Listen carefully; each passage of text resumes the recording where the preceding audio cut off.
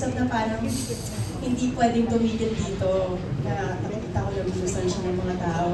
Parang, yun, pero hindi ko pa siya fully absorb. Ganun po. Tapos minsan parang one time, kapag lumalabas po kasi ako, minsan hindi naman ako nag-aayos, so lagi ako nakakap, ganyan. Dati po, as in wala talagang nakakakita sa akin. Parang apparition lang ako ganyan, wala pong nakakakita sa Ano akin. naman yung apparition? Tapos po ngayon, parang kahit nakakap ako, di kita yung mukha ko, biglang may magpapapicture. So parang, hala, okay, parang may ganun na sila na parang nagiging familiar na sila.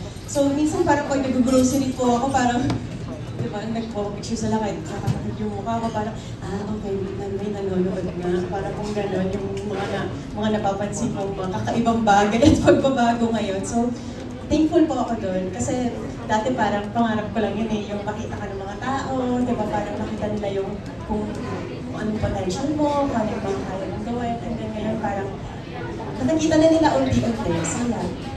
Saya. Second question po, nabanggit ni Joseph kanina na you're in touch. So, parang na-observe din talaga kasi dati parang medyo nahihiya ka pa kay Joseph. Ngayon, can you share with us kung paano yung interaction niyo off-cam, non-stop chat ba yan? Paano kayo? Nagpapadala din ba kayo ng reels? Paano? Well, we're in touch in a way na parang na-enjoy mo yung kwentuhan. And yeah, mostly naman pinag-usapan namin about, the series about, sometimes yung mga buhay namin. And yeah, Mr. Joseph rin. And marami kaming napapag-usapan minsan kahit mga sensitive topics. And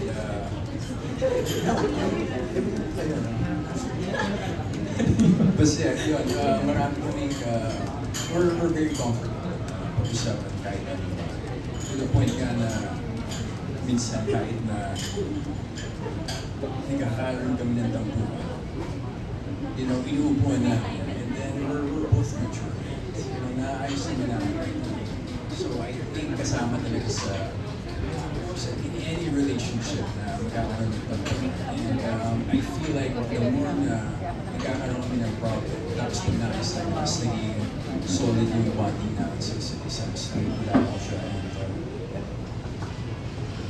Mukha lang po yun na nahihiya po ako. Kasi ako po yung pinakamagulo sa buhay niya ngayon, I guess.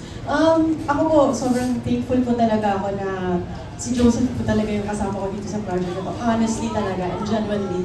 Kasi madami na po akong nakatrabaho before na mga nagiging kaibigan ko. Pero hindi po ako maroon sa point na naging ganito ako comfortable.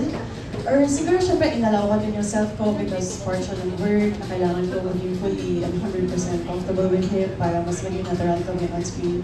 Pero kasi hindi lahat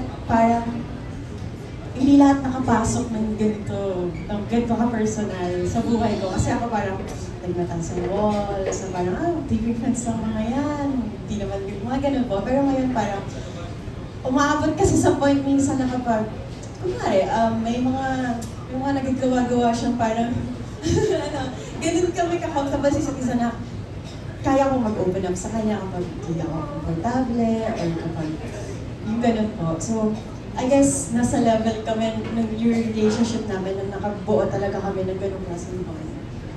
Yeah, Thank you. Tan tayo kay Joseph. Okay. Okay. Thank you so much, Ms. Kate. Beautiful. Next, let's have from another TikTok content creator, Patrick Fresno, in the house. Hi, Pat. Hello! Una po, dito po ako sir. Unang-una po, I want to say na sobrang proud ako from the, nung screening pa lang natin nung una, alam ko papatok ko. Eh, ngayon nga, #1 series na to. And ang aking tanong ko lang is, dahil nga patok na patok may actually sa Mafia Box, ready na po ba kayo for a movie? And kung ready po kayo, anong movie ang gusto nyo gawin? Hi, Patrick. By the way, I'm a fan. Fan ako ng mga reviews mo, and thank you so much for reviewing. Kaya sa pala sa mga boss, alam naman natin kung gaano ka-transparent. So, we're thankful.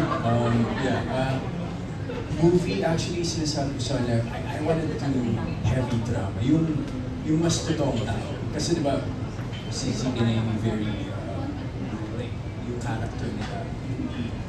Parang it's too good to be true. But I wanna portray like a really normal. And I wanna do everything with it. I think it's gonna be a good one. Thank you po. Same. Oy, hi pa. Thank you sa pagpunta. And thank you kasi lagi ako kinakabahan pag nag-review kayo eh. So far naman, di ba, magaganda po yung mga nasasabi niya. So maraming salamat With the sound po. effects. Yes, correct. With gigil. With gigil. So maraming salamat una sa lahat. And siguro ako, kung movie, parang gusto ko pong Philippine adaptation ng isang Korean film. Parang ganun. So parang more on rom-com, pero may drama, yung ganyan. Para mas malabas pa namin yung sa ganung side namin. And yun, wala lang. Gusto lang din po namin may mapatunayan pa. Subukan niyo po. Try niyo po kami. Try lang po. Try lang, no? Try lang. Why not? Oo, Why not? ganun. Thank you po. Thank you po.